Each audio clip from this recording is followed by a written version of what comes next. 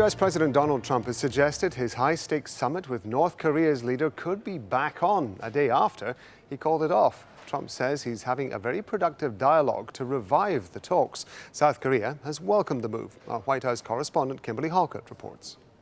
As he delivered the commencement address at the U.S. Naval Academy, President Trump did not directly mention his canceled summit with North Korea's leader, but said the U.S. is prepared for whatever happens next. We know that the best way to prevent war is to be fully prepared for war. Earlier, while speaking to reporters outside the White House, Trump expressed optimism about meeting with Kim Jong-un, even suggesting the June 12th summit he canceled a day earlier could be back on. Now, we'll see what happens. It could even be the 12th. We're talking to them now. They very much want to do it. We'd like to do it. We're going to see what happens. White House officials say, given the lack of preparation, the prospect of a June 12th summit is almost impossible. They say their goal now is making sure if and when a meeting does occur, that it's productive. Still on Friday, Trump tweeted he believes his political opponents are attempting to thwart his efforts, writing, "Democrats are so obviously rooting against us in our negotiations with North Korea." Indeed, with U.S. elections now months away that could shift control of Congress from Republicans to Democrats, the president's opponents are calling his efforts to negotiate with the North Korean leader amateurish, noting that the art of diplomacy is often much more difficult than the art of the deal. On Thursday, the top Democrat in the House of Representatives chided Trump over his canceled summit with Kim Jong-un. We got this letter from the president saying, okay, never mind.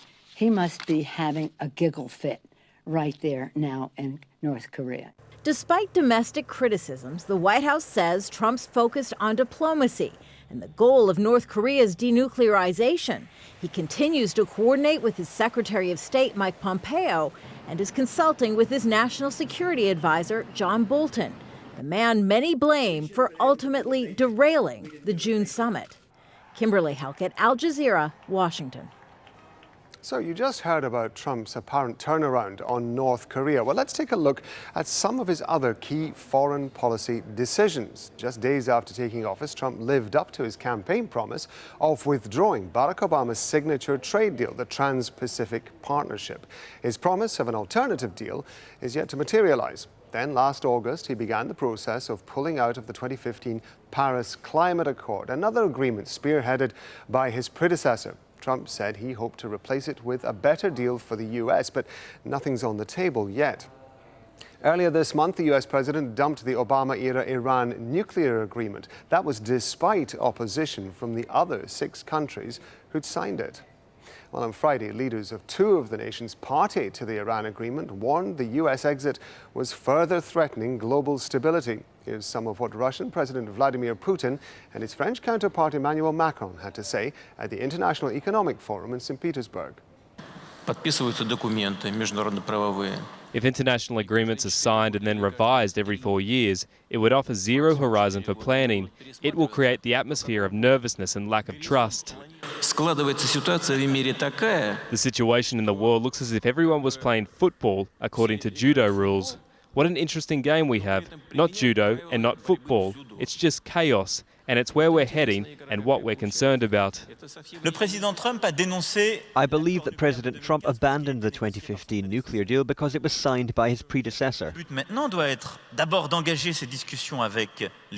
We now need to continue our discussion with Iran in order to convince the United States to gradually return to the discussion, because we will expand the framework, not because we are giving up on the 2015 treaty, but because we are responding to a very legitimate concern to Israel and Saudi Arabia. To a larger extent, we are thinking about the need to stabilize the whole region, so I believe that the kind of dialogue I had with President Trump was very necessary and very useful, because it enabled us to open up about this particular point and allowed us to move forward.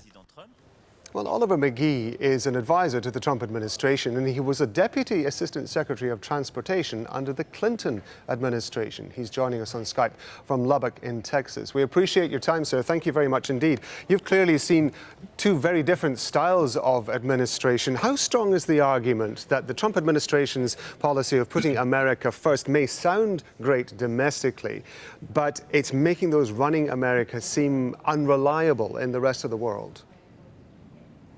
Well, I think what he's trying to do, and thank you for having me today, is really do an economic reset internationally. This is all about Nixonian China games versus the Clintonian NAFTA games.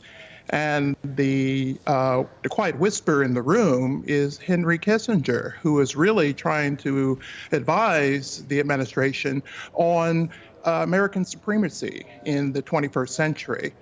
We saw much of this going on in the early 20th century in the Roosevelt age, Teddy Roosevelt age, which was looking at tax reform and immigration reform and infrastructure redevelopment and trade reorganization.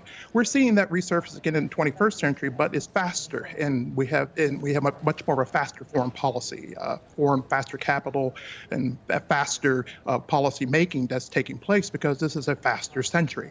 We're also looking at the possibility of trying to bring international populism tied to international prosperity, and this is what he was talking about in Davos, and this is what international leaders want him to do now.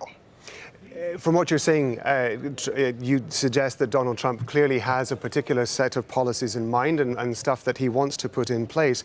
The problem I would perceive is that that's fine in terms of domestically, it's fine within the walls of the White House and within the walls of the administration, but on the wider world stage, there is a misdirect to some degree, or at least a misunderstanding of what he's trying to achieve, partially because there are so many different messages that are coming out of the White House. We saw that recently over in North Korea, for example, with statements by Mike Pompeo and John Bolton and, of course, the president himself. Where does that leave, how vulnerable, if you like, does that leave the Trump administration globally when he's trying to make all these changes?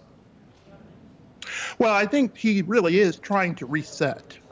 He has a hawkish John Bolton and a supply-sider Larry Kudlow, who is really advising Pompeo and tying also the foreign policy interests of America First with the president.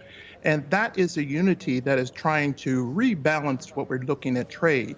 If you saw the candidate Trump coming forward, he was really talking about China trade policy. We're talking about economic interest mediation versus intellectual property rights negotiation practices that are taking place across the world. And he was really trying to tell American people that we are concerned about China's trade policies with the United States and how we're balancing ourselves out in that trade deficit. You know, China's economy is $12 trillion, and United States is $20 trillion.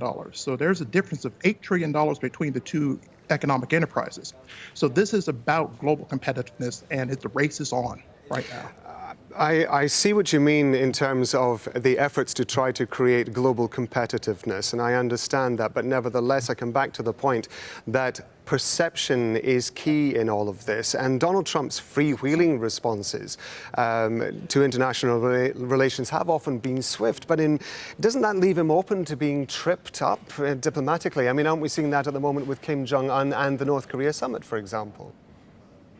Well, I think Kim Jong-un had to come back to the table because China said, get back to the table, because Donald Trump, in his negotiation mediation practices, is prepared to walk away. That's a brand new stance on American foreign policy. If you look in the past, we usually stayed at the table a long time, and oftentimes we ended up with things that were against our interest and against our rights-based negotiations.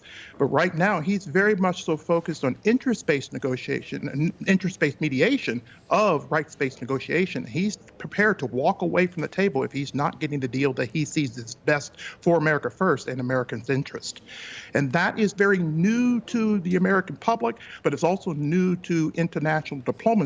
And so right now what we're seeing is innovation taking place in that process. Really interesting to get your point of view on this. Oliver McGee, thank you very much indeed.